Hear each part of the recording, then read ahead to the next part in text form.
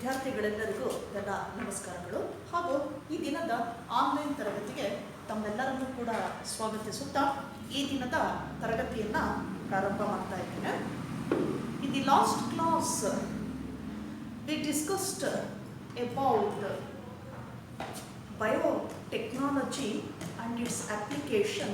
In that topic we studied, that is the biotechnology, the genetically engineered insulin and molecular diagnosis. Then the gene therapy, molecular diagnosis, and the genetic engineered insulin. So how we using genetic engineering technique in biotechnology and synthesized human insulin. Then what is meant by gene therapy? Alter the gene. So transfer the healthy gene in place of faulty gene therapy. By using gene therapy, we cured some genetic diseases. Then molecular diagnosis using the PCR and the ELISA test. In today's class, we will discuss about transgenic animals. What is the definition for transgenic animals? Animals have had a foreign gene deliberately inserted into their genome.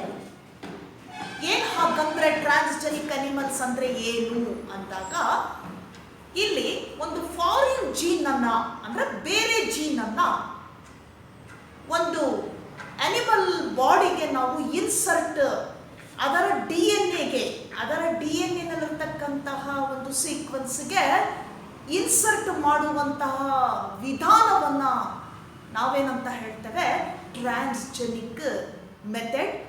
That animal is said to be transgenic animal.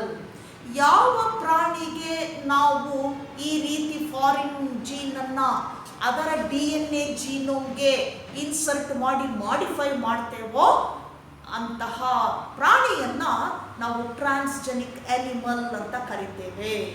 So definition for the transgenic animals have had a foreign gene deliberately inserted into their genome.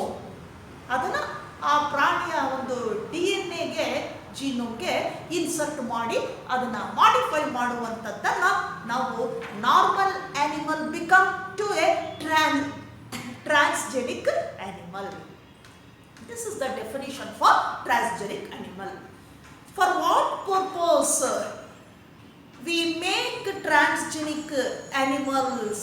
Using the transfer of foreign gene or inserting of foreign gene into an animal body to make a transgenic animal. For what purpose we do this method? Because it has some reasons. ಕೆಲವು ಕಾರಣಗಳಿಂದ ನಾವು transgenic animals ಅನ್ನ ಏನ್ ಮಾಡ್ತಾ ಇದ್ದೇವೆ, ತಯಾರು ಮಾಡ್ತಾ ಇದ್ದೇವೆ. ಯಾಕೆ ಅಂದಾಗ ಅದರಿಂದ ನಮಗೆ ಕೆಲವು ಪ್ರಾಡಕ್ಟ್ಸ್ಗಳು ತುಂಬ ಯೂಸ್ಫುಲ್ ಆಗಿದೆ, ಹ್ಯೂಮನ್ಗೆ ಯೂಸ್ಫುಲ್ ಆಗಿರುವಂಥದ್ದು. ಹಾಗೆ ಕೆಲವು ಕಾರಣಗಳಿಂದ ಏನು ಡಿಸೀಸಸ್ ಬರ್ತಾ ಇದೆ, ಜೆನೆಟಿಕ್ ಡಿಸಾರ್ಡರ್ಸ್ ಇರ್ಬೋದು, ಡಿಸೀಸಸ್ಸು ಯಾವ ರೀತಿ ಆ ಫಾಲ್ಟಿ ಜೀನಿಂದ ಕಾಸ್ ಆಗುತ್ತೆ ಅನ್ನೋದನ್ನ ಸ್ಟಡಿ ಮಾಡುವಂಥದ್ದು. ಹಾಗೆ ಯಾವುದೋ ಒಂದು ಪ್ರಾಡಕ್ಟ್ಸ್ ಇರ್ಬೋದು, ಬಿಫೋರ್ ಮಾರ್ಕೆಟಿಂಗ್ ಅದರ ಸೇಫ್ಟಿ ಟೆಸ್ಟಿಂಗ್ ಅನ್ನ ನಾವು ಈ ಒಂದು ಟ್ರಾನ್ಸ್ಜೆನಿಕ್ ಅನಿಮಲ್ ಇಲ್ಲಿ ಮಾಡಿ ರಿಸಲ್ಟನ್ನು ನೋಡಿ ನಂತರ ಅದನ್ನು ನಾವು ಫಾಲೋ ಅಪ್ ಮಾಡುವಂಥದ್ದು. ಹೀಗೆ ಹಲವಾರು ಕಾರಣಗಳಿಂದ ಇವತ್ತು ಜೆನೆಟಿಕ್ ಎಂಜಿನಿಯರಿಂಗನ್ನು ಟೆಕ್ನಿಕ್ಕನ್ನು ಬಳಸ್ಕೊಂಡು ಈ ಥರ ಫಾರಿನ್ ಜೀನನ್ನು ಅನಿಮಲ್ಸ್ಗೆ, ಅನಿಮಲ್ ಬಾಡಿ ಅದರ DNA ಇನ್ಸರ್ಟ್ ಮಾಡುವುದರ ಮೂಲಕ ನಾರ್ಮಲ್ ಇರ್ತಕ್ಕಂಥ ಅನಿಮಲನ್ನು ಟ್ರಾನ್ಸ್ಜೆನಿಕ್ ಅನಿಮಲ್ ಆಗಿ ನಾವು ಮಾಡಿಫೈ ಮಾಡ್ತಕ್ಕಂಥದ್ದು. ಇದಕ್ಕೆ so it has some reasons. What are those reasons? ಏನು ಕಾರಣಗಳಿಂದ ನಾವು ಮಾಡ್ತಾ ಇದ್ದೇವೆ ಅಂದಾಗ, reasons such as the first reason, that is normal physiology and development. The first reason is normal physiology and development purpose. Then second one, study of diseases. ಎರಡನೇ ಕಾರಣ study of diseases. And third one, biological products. So production of biological products, third reason. And fourth one, vaccine safety. Vaccine safety test ಮಾಡೋದಕ್ಕೋಸ್ಕರ ಏನು vaccine antibiotics other materials ಅನ್ನ ಏನು products ಅನ್ನ ನಾವು produce ಮಾಡ್ತಾ ಇದ್ದೇವೆ ಅದರ ಸೇಫ್ಟಿ ಟೆಸ್ಟ್ ಅನ್ನ ಮಾಡೋದಕ್ಕೋಸ್ಕರ. ಹಾಗೆ fifth reason is chemical safety testing. So these are 5 reasons, definite reasons for we make transgenic animals for this purpose. ಈ ಕಾರಣಕ್ಕಾಗಿ, ಈ ಉದ್ದೇಶಕ್ಕಾಗಿ ನಾವು ಮಾಡ್ತಾ ಇದ್ದೇವೆ. Coming to the first reason, normal physiology and development. So ಈ normal physiology and development, study of transgenic genes. So those genes transferred from one organism to another. Such a gene is called transgenic gene. ಒಂದು ಪ್ರಾಣಿಯ ಜೀನನ್ನು ಮತ್ತೊಂದಕ್ಕೆ insert ಮಾಡಿದಾಗ ಆ gene ಏನಾಗ್ತದೆ? Transgenic gene ಆಗ್ತದೆ. So the study of transgenic jeans and their effect in the normal function of the body and its development. ಒಂದನೇ ಕಾರಣದಲ್ಲಿ ಏನದು normal physiology and development. ಇಲ್ಲಿ study of transgenic jeans ಏನನ್ನ ನಾವು ಮಾಡಬೇಕಾಗಿದೆ? ಇಲ್ಲಿ study of transgenic jeans and their effect in the body function. ಆ transgenic gene ಏನಿದೆ ಆ ಆರ್ಗ್ಯಾನಿಸಮ್ ಅಲ್ಲಿ ಯಾವ ರೀತಿ ಅಫೆಕ್ಟ್ ಮಾಡ್ತದೆ, ಫಂಕ್ಷನ್, ಬಾಡಿ ಫಂಕ್ಷನ್ ಅಲ್ಲಿ ಯಾವ ತರ ರೋಲ್ ಮಾಡುತ್ತೆ ಅನ್ನುವುದನ್ನ ತಿಳಿಯೋದಕ್ಕೋಸ್ಕರ, ಹಾಗೆ ಆ ಅನಿಮಲ್ನ ಬಾಡಿ ಡೆವಲಪ್ಮೆಂಟ್ಗೆ ಯಾವ ರೀತಿ ಅಪ್ರೋಚ್ ಮಾಡುತ್ತೆ ಅನ್ನುವಂಥದ್ದನ್ನ ನಾವಲ್ಲಿ ಕಂಡುಹಿಡಿಬೇಕಾಗಿದೆ, ತಿಳ್ಕೊಳ್ಬೇಕಾಗಿದೆ. ಸೊ ಈ ಹಿನ್ನೆಲೆಯಲ್ಲಿ ನಾವು ಈ ಕಾರಣದಿಂದ, that is normal physiology and development, transgenic gene ಅನ್ನ ನಾವು ಸ್ಟಡಿ ಮಾಡಿ ಯಾವ ರೀತಿ ಅದು ಅಫೆಕ್ಟ್ ಮಾಡ್ತದೆ ಬಾಡಿ ಫಂಕ್ಷನ್ ಅನ್ನ ಅನ್ನೋದನ್ನ ಅಬ್ಸರ್ವ್ ಮಾಡ್ಲಿಕ್ಕಾಗ್ತದೆ. For example, insulin like growth factor. ಈಗ ಆ ಆರ್ಗ್ಯಾನಿಸಮ್ ಅಲ್ಲಿ ಒಂದು ಫ್ಯಾಕ್ಟರ್ ಅನ್ನ ತೆಗೆದುಕೊಳ್ಳೋಣ, that is the body factor. Insulin like growth factor. ಆ ಗ್ರೋತ್ ಫ್ಯಾಕ್ಟರ್ ಏನಿದೆ, ಬೆಳವಣಿಗೆಯ ಒಂದು ಅಂಶ ಏನಿದೆ, ಅದು that is dependent to insulin hormone. ಆ ಇನ್ಸುಲಿನ್ ಹಾರ್ಮೋನ್ಗೆ ಡಿಪೆಂಡ್ ಆಗಿರುವಂಥದ್ದು. So insulin like growth factor ಒಂದು ಎಕ್ಸಾಂಪಲ್ ಇಂದ ಅದನ್ನ ನಾವು ಹೇಳೋಣ.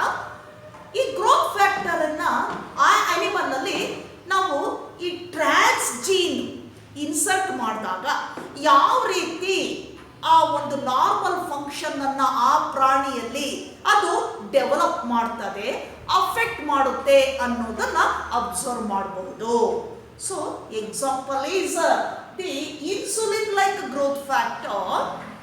That is the factor, normal factor of that organism the transgenic gene how it's manage and affect that factor and balanced that factor to become a normal ಆಗಿ ಯಾವ ರೀತಿ balance ಮಾಡುತ್ತೆ ಅನ್ನೋದನ್ನ ಅಬ್ಸರ್ವ್ ಮಾಡ್ತಕ್ಕಂಥದ್ದು. That is the first reason. That is normal physiology and development to observe how they act in those organism body to affect normal function of the body. So the next one, that is study of diseases. You know that so many genetic disorders in humans caused by defective genes. That is why we will call genetic disorders. ಹಾಗಾಗಿನೇ ಅವನ್ನ genetic disorders ಅಂತ ಕರೀತೇವೆ. ಈ faulty ಜೀನಿಂದ ಏನಾಗ್ತದೆ ಬರುವಂತಹ disorders, genetic disorders. ಈ genetic disorders ಅಲ್ಲಿ ನಾವು ಏನು ಟ್ರಾನ್ಸ್ಜೆನಿಕ್ ಜೀನಿಂದ ಹೇಗೆ ನಾವು ಆ ಡಿಸೀಸು ಆ ಜೀನಿಂದ ಅಂದರೆ ಡಿಫೆಕ್ಟಿವ್ ಜೀನಿಂದ ಹೇಗೆ ಕಾಸ್ ಆಗುತ್ತೆ ಅನ್ನೋದನ್ನ ಡಿಟೆಕ್ಟ್ ಮಾಡ್ಬೋದು ಟ್ರಾನ್ಸ್ಜೆನಿಕ್ ಜೀನ್ನ ಮೂಲಕ. ಇಲ್ಲಿ ನಾವೇನ್ ಮಾಡ್ತೇವೆ, build transgenic gene models, build up models. ಆ ಒಂದು ಜೀನ್ ಮಾಡೆಲ್ಸ್ ಅನ್ನ ಇಲ್ಲೇನ್ ಮಾಡ್ತಾ ಇದ್ದೇವೆ, ನಾವು ಬಿಲ್ಡಪ್ ಮಾಡ್ತಾ ಇದ್ದೇವೆ. ಥ್ರೂ ವಿಚ್ ಅದರ ಮೂಲಕ ಆ ಮಾಡೆಲ್ಸ್ ಅನ್ನ ಇಟ್ಕೊಂಡು ಯಾವ ರೀತಿ ಈ ಒಂದು ಜೆನೆಟಿಕ್ ಡಿಸಾರ್ಡರ್ಸು ಆ ಫಾಲ್ಟಿ ಜೀನಿಂದ ಕಾಸ್ ಆಗ್ಬಹುದು ಅನ್ನೋದನ್ನ ಸ್ಟಡಿ ಮಾಡ್ತಾ ಹೋಗ್ಬೋದು, ಅನಲೈಸ್ ಮಾಡ್ತಾ ಹೋಗ್ಬೋದು. ಆ ಮಾಡೆಲ್ ಅನ್ನ ಇಟ್ಕೊಂಡು ಆ ಟ್ರಾನ್ಸ್ಜೆನಿಕ್ ಜೀನ್ ಅನ್ನ ಯಾವ ರೀತಿ ಅದು ಆ ಜೀನೋಮಲ್ಲಿ ಇನ್ಸರ್ಟ್ ಮಾಡಿದಾಗ ಹೇಗೆ ಆ ಡಿಸೀಸ್ ಅನ್ನ ಗುರುತಿಸ್ಬೋದು, ಹೇಗೆ ಕ್ಯೂರ್ ಮಾಡ್ಬೋದು ಅನ್ನೋದನ್ನ ಆ ಮಾಡೆಲ್ ಅನ್ನ ಇಟ್ಕೊಂಡು ನಾವು ಅದನ್ನ ಸ್ಟಡಿ ಮಾಡ್ತಾ ಹೋಗ್ಬೋದು, ಡಿಸೀಸಸ್ ಅನ್ನ ಸ್ಟಡಿ ಮಾಡ್ತಾ ಹೋಗ್ಬೋದು. ಹಾಗೆ so that is the investigation of treatment for that disease.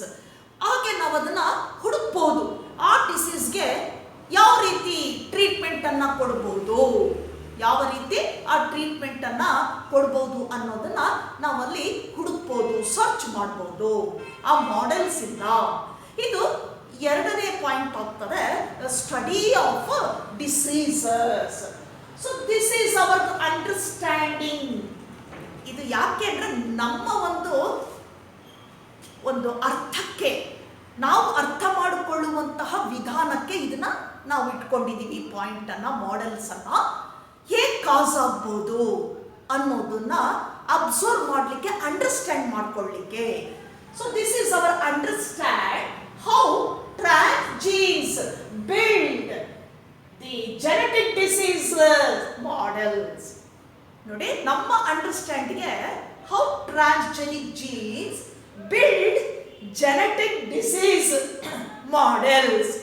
ಯಾವ ರೀತಿ ಜೆನೆಟಿಕ್ ಡಿಸೀಸ್ ಬರ್ತದೆ ಅದರ ಒಂದು ಮಾಡೆಲ್ಸ್ ಅನ್ನ ಟ್ರಾನ್ಸ್ಜೆನಿಕ್ ಜೀನ್ಸ್ ಇಂದ ನಾವು ಏನ್ ಮಾಡ್ಬೋದು, ಬಿಲ್ಡ್ ಅಪ್ ಮಾಡ್ಬೋದು. ಇದು ನಮ್ಮ ಒಂದು ಅಂಡರ್ಸ್ಟ್ಯಾಂಡಿಗೆ ಹೇಗೆ ಕಾಸ್ ಆಗ್ಬೋದು ಆ diseases ಅನ್ನೋದಕ್ಕೋಸ್ಕರ. So that is a study of genetic disorders or disease. So through the transgenic gene models. So this is our understand how transgenic genes build genetic diseases models. ಯಾವ ರೀತಿ model ಆಗಿ ಅದು ವರ್ಕ್ ಮಾಡ್ತದೆ, transgenic jeans ಯಾವ ರೀತಿ model ಆಗಿ ಆ ಡಿಸೀಸ್ಗೆ model ಆಗಿ ವರ್ಕ್ ಮಾಡುತ್ತೆ ಅನ್ನೋದನ್ನ ನಾವು ಇಲ್ಲಿ ಸ್ಟಡಿ ಮಾಡ್ತಾ ಅಥವಾ ಅನಲೈಸ್ ಮಾಡ್ತಾ ಹೋಗ್ಬೋದು. ಅದು ಎರಡನೇ ಪಾಯಿಂಟ್ ಆಗ್ತದೆ, ಸ್ಟಡಿ ಆಫ್ ಡಿಸೀಸಸ್. ನಾವು coming to the third point, that is biological products. ಹಾಗಾದ್ರೆ ಟ್ರಾನ್ಸ್ಜೆನಿಕ್ ಜೀನ್ಸ್ ಅನ್ನ ನಾವು ಇನ್ಸರ್ಟ್ ಮಾಡೋದ್ರಿಂದ ಯಾವ ರೀತಿ ಅನಿಮಲ್ ಬಾಡಿಯನ್ನು ಡೆವಲಪ್ ಮಾಡ್ಬೋದು, ಪರ್ಟಿಕ್ಯುಲರ್ ಆಗಿ ಆ specific character that character is very very important for the production of a product. ಈಗ ಟ್ರಾನ್ಸ್ಜೆನಿಕ್ ಜೀನ್ ಒಂದು ಇನ್ಸರ್ಟ್ ಮಾಡೋದ್ರಿಂದ ಪರ್ಟಿಕ್ಯುಲರ್ ಸ್ಪೀಶೀಸ್ ಆಫ್ ಅನಿಮಲ್ಸ್ ಅಲ್ಲಿ ಪರ್ಟಿಕ್ಯುಲರ್ ಟ್ರಯಟ್ ಆರ್ ಕ್ಯಾರೆಕ್ಟರ್, ಆ ಒಂದು ಆರ್ಗ್ಯಾನಿಸಮ್ನ ಒಂದು ಮುಖ್ಯ ಗುಣವನ್ನ ಬದಲಾಯಿಸೋದ್ರಿಂದ ಏನಾಗ್ತದೆ, ಆ ಗುಣದಿಂದ ಏನು ಅದು ಉತ್ಪಾದನೆ ಮಾಡ್ತಾ ಇತ್ತು ಅದರ ಒಂದು ಪ್ರಾಡಕ್ಟ್ ಅನ್ನ ನಾವಿಲ್ಲಿ ಹೆಚ್ಚಿಸಬಹುದು. So biological products, in coming to this point, we improved animals production triads, we improved animal production triads nothing but characters, animal production triads to produce new products. ಯಾವ ಉದ್ದೇಶದಿಂದ ನಾವಿಲ್ಲಿ ಟ್ರಾನ್ಸ್ಜೆನಿಕ್ ಅನಿಮಲ್ಸ್ ಅನ್ನ ಮಾಡ್ತಾ ಇದ್ದೇವೆ ಅಂದಾಗ, to improve animals production triads to produce new products. ಆ ಒಂದು ಪ್ರಾಣಿಯ ಪ್ರೊಡಕ್ಷನ್ ಕೊಡುವಂತಹ ಕ್ಯಾರೆಕ್ಟರ್ ಏನಿದೆ, ಆ ಕ್ಯಾರೆಕ್ಟರ್ ಅನ್ನ ನಾವು ಇಂಪ್ರೂವ್ ಮಾಡಿದಾಗ ಏನಾಗ್ತದೆ, ಹೊಸ ಒಂದು ಪ್ರಾಡಕ್ಟ್ಸ್ ಅನ್ನ ನಾವು ಪಡ್ಕೊಳ್ಬಹುದು. ಇದು ಬಯೋಲಾಜಿಕಲ್ ಪ್ರಾಡಕ್ಟ್ಸ್ ಅಂತ ಹೇಳ್ತೇವೆ. To improve animals production triads or characters to produce new products. For example, ಹಾಗಾದ್ರೆ ಒಂದು ಎಕ್ಸಾಂಪಲ್ ನೋಡೋಣ. ಇದಕ್ಕೆ ಯಾವ ರೀತಿ ನಾವು ಇಂಪ್ರೂವ್ ಮಾಡಬಹುದು ಅನಿಮಲ್ಸ್ ಅನ್ನ ಪ್ರಾಡಕ್ಟ್ಸಿಗೋಸ್ಕರ. ಬಯೋಲಾಜಿಕಲ್ ಪ್ರಾಡಕ್ಟ್ ಆಗ್ತದೆ ಅದು. For example, we improved alpha 1 antitrypsin protein. alpha 1 antitrypsin protein. This is similar to human protein. ಈಗ ಒಂದು ಪ್ರಾಡಕ್ಟ್ ಅನ್ನ ಇಂಪ್ರೂವ್ ಮಾಡಿದ್ದಾರೆ, alpha 1 antitrypsin.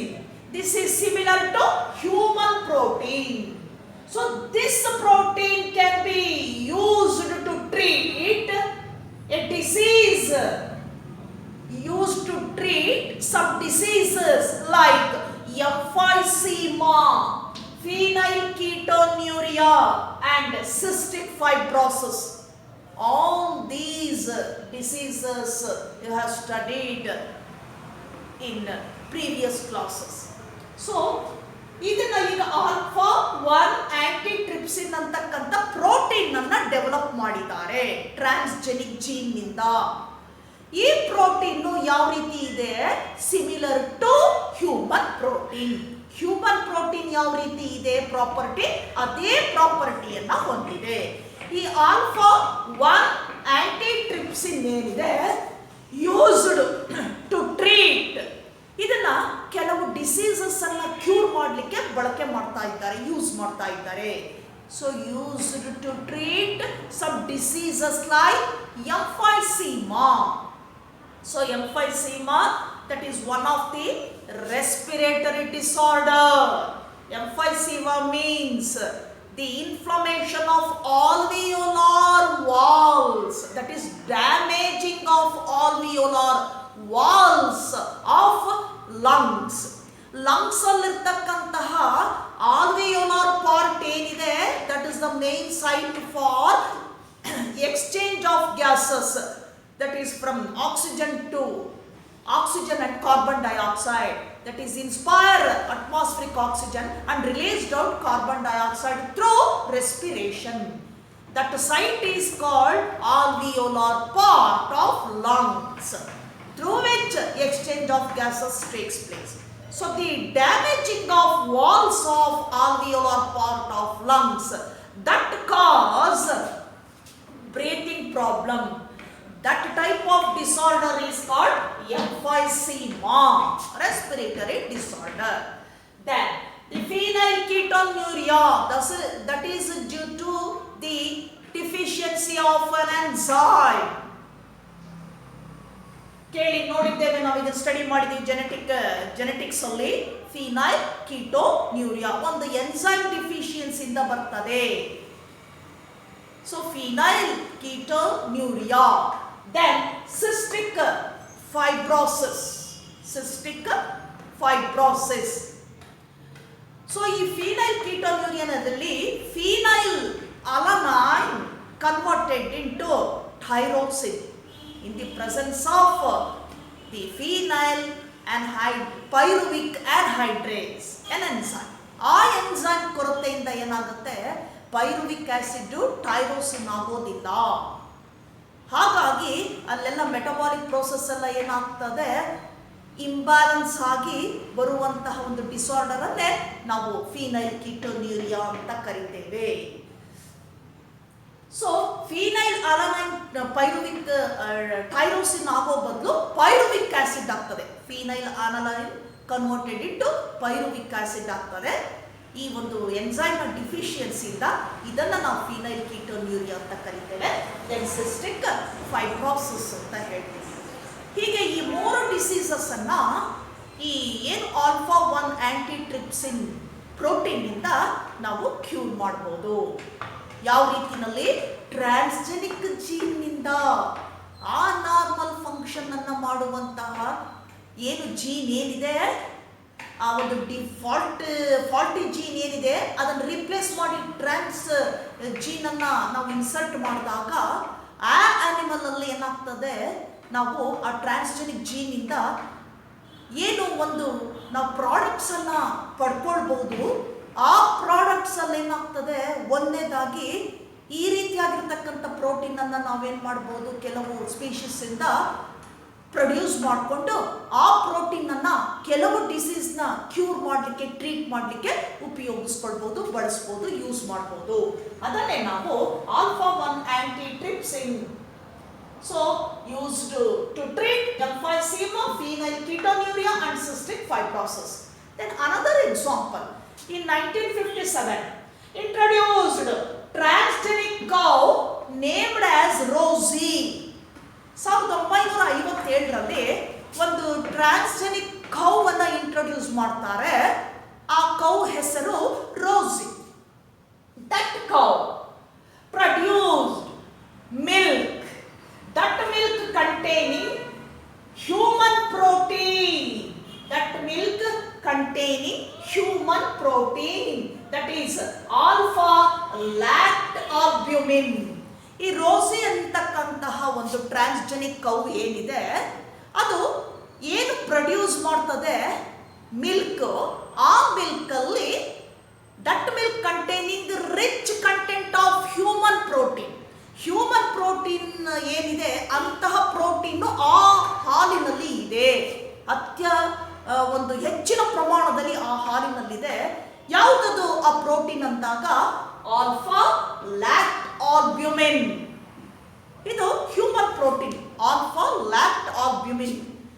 That protein is present in that milk of Rosie, that milk produced by Rosie, a transgenic cow introduced in the year 1957.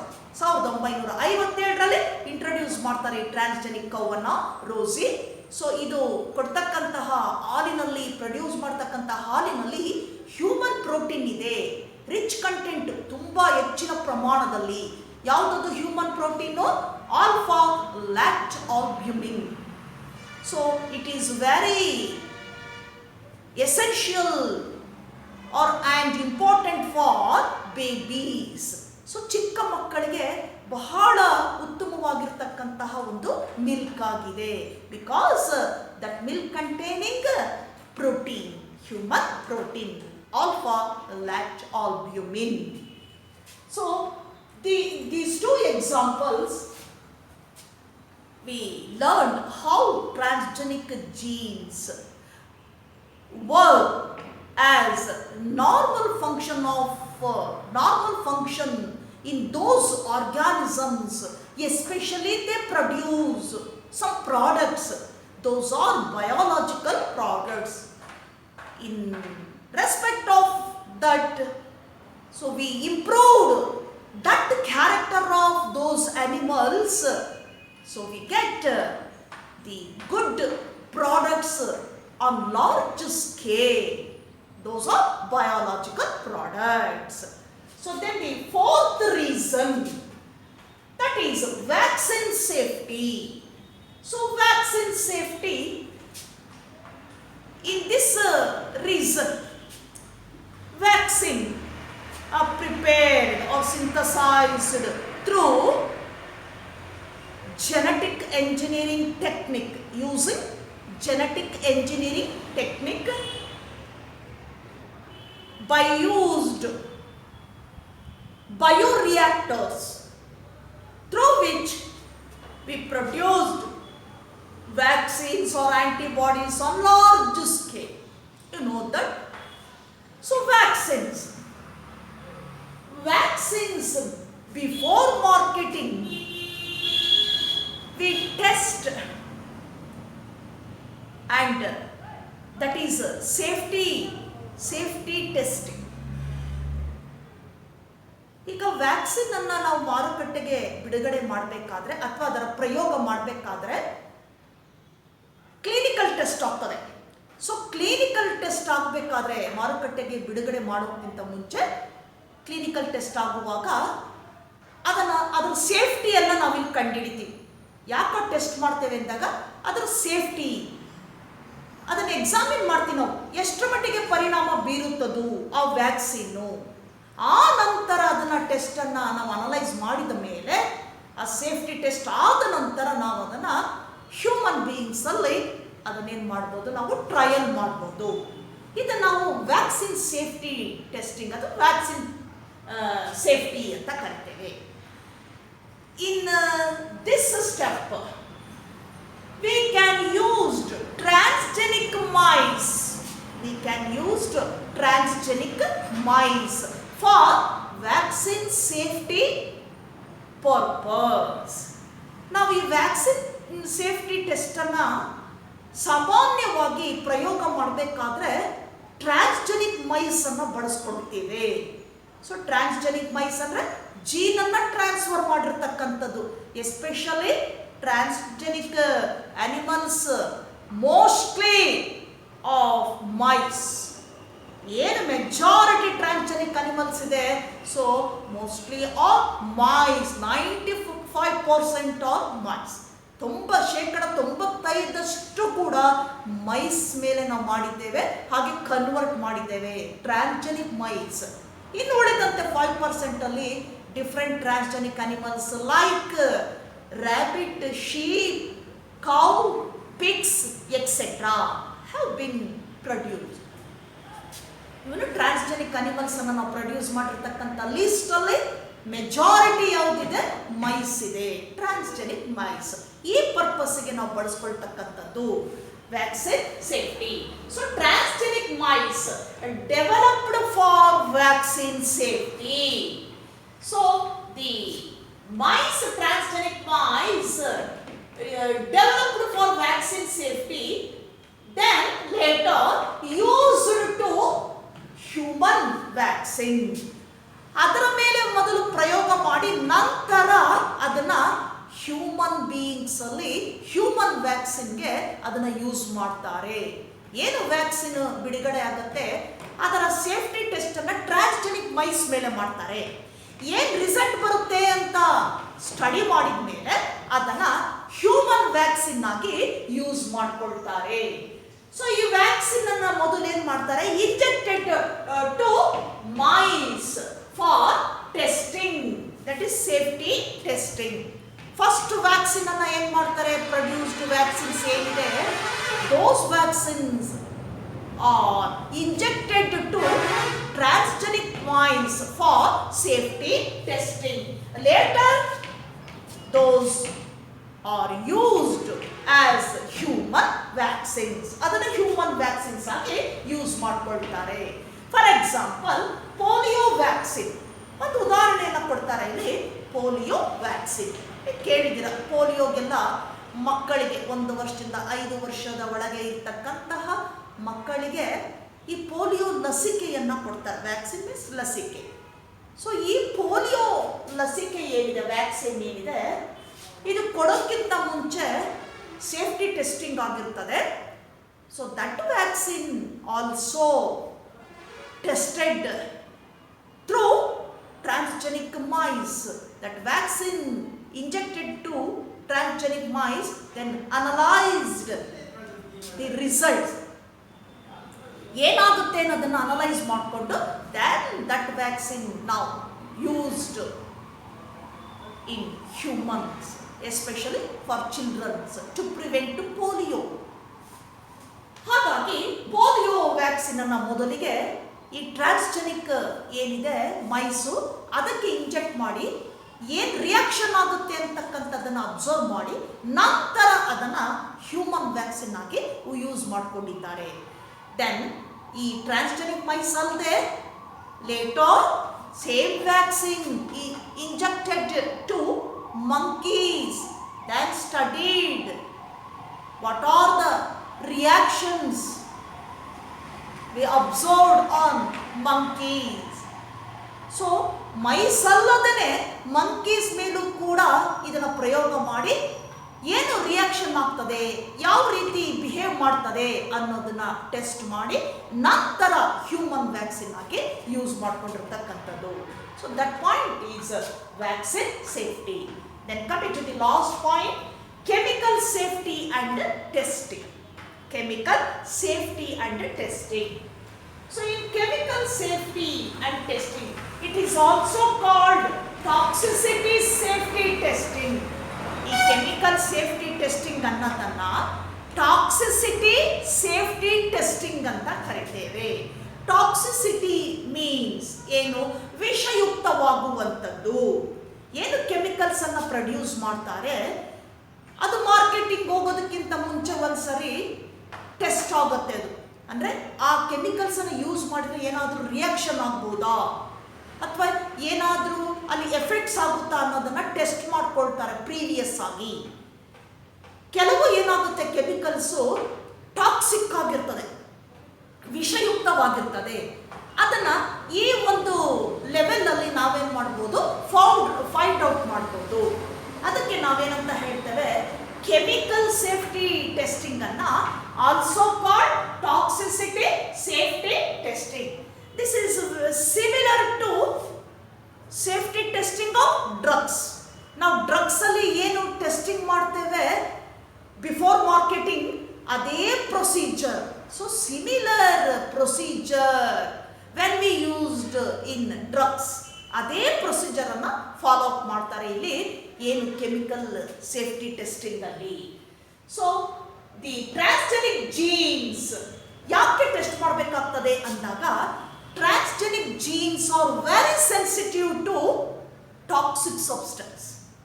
ಏನು chemicals ಅಲ್ಲಿರ್ತಕ್ಕಂಥ ವಿಷ ಪದಾರ್ಥ ಏನಿದೆ toxic substance, ಈ ರೀತಿ ಟೆಸ್ಟ್ ಮಾಡಿದಾಗ ಏನಾಗ್ತದೆ, ಈ ಒಂದು ಜೀನ್ಸ್ ಏನಿದೆ ಟ್ರಾನ್ಸ್ಜೆನಿಕ್ ಜೀನ್ಸು ಆ ಅನ್ನ ಹೇಗೆ ರಿಯಾಕ್ಟ್ ಮಾಡುತ್ತದು, ಯಾಕೆ ಅಂದರೆ ಆ transgenic genes very sensitive to toxic substance. ಆ ಸಬ್ಸ್ಟೆನ್ಸಿಗೆ ಬಹಳ ಸೂಕ್ಷ್ಮವಾಗಿ ವರ್ತಿಸುತ್ತೆ. ಇದನ್ನು ಅನಲೈಸ್ ಮಾಡಿಕೊಂಡು ಏನು ರಿಯಾಕ್ಷನ್ ಆಗ್ಬೋದು ಅನ್ನೋದನ್ನ ನಾವು ಸ್ಟಡಿ ಮಾಡ್ತಾ ಹೋಗ್ಬೋದು. So transgenic genes sensitive to toxic substances. Then we studied what are the reactions or effects caused by those transgenic genes when they exposed to toxic substance. So that is the point, chemical safety testing. ಇದನ್ನ ಕಂಡುಹಿಡಿಯೋದಕ್ಕೋಸ್ಕರ ಯಾವ ರೀತಿ ವರ್ತಿಸುತ್ತೆ transgenic jeans ಅಂತ chemicals ಅಲ್ಲಿರ್ತಕ್ಕಂತಹ ವಿಷ ಪದಾರ್ಥದೊಂದಿಗೆ ಅನ್ನೋದನ್ನ study ಮಾಡೋದಕ್ಕೋಸ್ಕರ ನಾವಿಲ್ಲಿ ಈ chemical safety testing ಅನ್ನ ಮಾಡಬೇಕಾಗ್ತದೆ. ಇದನ್ನೇ ನಾವು ಟಾಕ್ಸಿಸಿಟಿ ಸೇಫ್ಟಿ ಟೆಸ್ಟಿಂಗ್ ಅಂತ ಕರಿತೇವೆ. So these are all the main reasons R points why we make transgenic animals. So points are 5. So one is normal physiology and development, second one is study of diseases, third one is biological products, improved biological products, fourth one is vaccine safety, and fifth one is chemical safety testing. So these are the reasons why we make transgenic animals. So the examples for transgenic animals: sheep, cow, pig, fish, mice etcetera. So mostly mice. ಹೆಚ್ಚಿನ ಒಂದು transgenic animals ಯಾವುದು ಅಂದಾಗ mice ಅಲ್ಲಿ ನೋಡ್ತೇವೆ. 95% of mice are transgenic mice. So this is the summary of transgenic animals. First the definition and ಯಾಕೆ ನಾವು ಅದನ್ನು ಮಾಡ್ತಿದ್ದೀವಿ ಅನ್ನೋದಕ್ಕೋಸ್ಕರ ಇರುವಂತಹ ರೀಸನ್ಸ್ ಎಷ್ಟಿದೆ, 5 ರೀಸನ್ಸ್ ಅನ್ನು ನೋಡ್ತೇವೆ. Then coming to the ethical issues. ಏನು ethical issues? Last concept of biotechnology and its application. Ethical issues. Ethical issues nothing but study of principles. ಏನಂದ್ರೆ ಎಥಿಕಲ್ ಇಶ್ಯೂಸ್ ಅಂದ್ರೆ study of principles relating to either right or wrong conduct. ಏನು ಇಲ್ಲಿ principles ಅನ್ನು ನಾವು study ಮಾಡ್ತೇವೆ. Study of principles ಯಾವುದಕ್ಕೆ ಸಂಬಂಧಿಸಿದೆ? ಅದು ರಿಲೇಟಿಂಗ್ ಟು ಐದರ್ ರೈಟ್ ಸರಿ ಅಥವಾ ತಪ್ಪು, right way or wrong way, either right or wrong conduct. This is required for evaluate the morality of human activities. ಇದು ಬೇಕಾಗ್ತದೆ. ಈ ಒಂದು ಪ್ರಿನ್ಸಿಪಲ್ಸ್ ಏನು ರಿಲೇಟಿಂಗ್ ಇದೆ, ಸರಿ ಅಥವಾ ತಪ್ಪು, ರೈಟ್ ಆರ್ ರಾಂಗ್ ಏನು ಡಿಸಿಷನ್ ಇದೆ, ಕಂಡಕ್ಟ್ ಇದೆ, ಇದು ಬಹಳ ಅವಶ್ಯಕತೆ. ಯಾಕೆ ಅಂದಾಗ ಈ ಮೊರಾಲಿಟಿ ಒಂದನ್ನು ನಾವು ಕನ್ಸಿಡರ್ ಮಾಡಿದಾಗ, ಹ್ಯೂಮನ್ ಆಕ್ಟಿವಿಟೀಸ್ ಅಲ್ಲಿ ಮೊರಾಲಿಟಿಯನ್ನು ಕನ್ಸಿಡರ್ ಮಾಡಿದಾಗ ಈ ಎಥಿಕಲ್ ಇಶ್ಯೂಸ್ ನಮಗೆ ಬೇಕಾಗ್ತದೆ. So the study of principles relating to right or wrong conduct required for evaluate the morality of human activities that might either help or harm to living organisms. ಈ morality ಏನಿದೆ human activities ಅಲ್ಲಿ, ಇದು ಆ ಒಂದು living organisms ಏನಿದೆ, ಜೀವ ಒಂದು ಪ್ರಾಣಿಗಳಲ್ಲಿ, ಅದು ಕೆಲವು ಪ್ರಾಣಿಗಳಿಗೆ ಸಹಾಯ ಆಗಬಹುದು ಅಥವಾ ಕೆಲವು ಪ್ರಾಣಿಗಳಿಗೆ ಹಾನಿ ಆಗಬಹುದು. ಇದು ನಾವು ಸ್ಟಡಿ ಮಾಡ್ತಕ್ಕಂಥದ್ದನ್ನ, ಈ ಪ್ರಿನ್ಸಿಪಲ್ಸ್ ಅನ್ನ ಈ ಎಥಿಕಲ್ ಇಶ್ಯೂಸ್ ಅಂತ ಕರಿತೇವೆ. Nothing but study of principles relating to right or wrong conduct required for evaluate ಅಂದ್ರೆ ಮೌಲ್ಯಮಾಪನ ಮಾಡುವಂಥದ್ದು ಆ ಡಿಸಿಷನ್ ಅನ್ನ. So evaluate the morality of human activities that might help or harm to living organisms. For this purpose, Government of India set up an organization that is GEAC.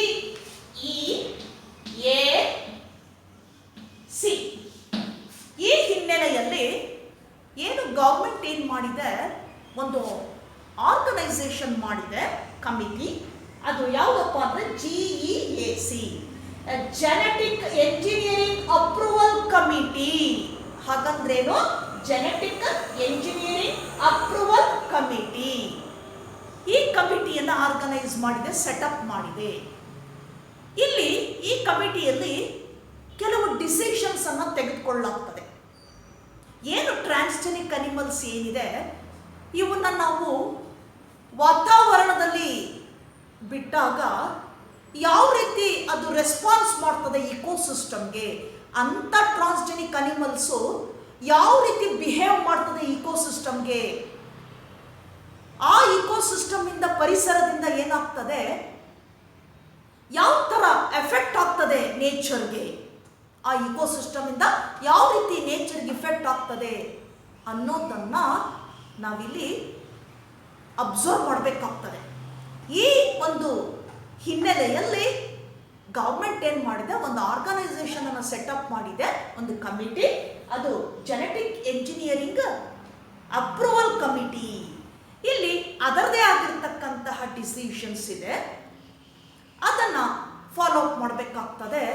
ಏನು ಟೆಕ್ನಿಕ್ಕನ್ನು ಬಳಸ್ಕೊಂಡು ನಾವು transgenic ಅನಿಮಲ್ಸನ್ನು ಮಾಡಿದ್ದೇವೆ, so ಅವುಗಳಿಂದ ನಾವು ಪ್ರಾಡಕ್ಟ್ಸನ್ನು ಪಡೆಯೋದು ನಿಜ, ಆದರೆ ಬೇರೆ ಯಾವುದೇ ರೀತಿಯಾಗಿರ್ತಕ್ಕಂಥ ಡ್ಯಾಮೇಜ್ ಆಗಬಾರ್ದು ಪ್ರಕೃತಿಗೆ. ಇದು ಮೇಯ್ನ್ ಏಮ್. ಸೊ ಇದು ನಾವು ಎಥಿಕಲ್ ಇಶ್ಯೂಸಲ್ಲಿ ನಾವು ನೋಡ್ತಾ ಹೋಗ್ತೇವೆ.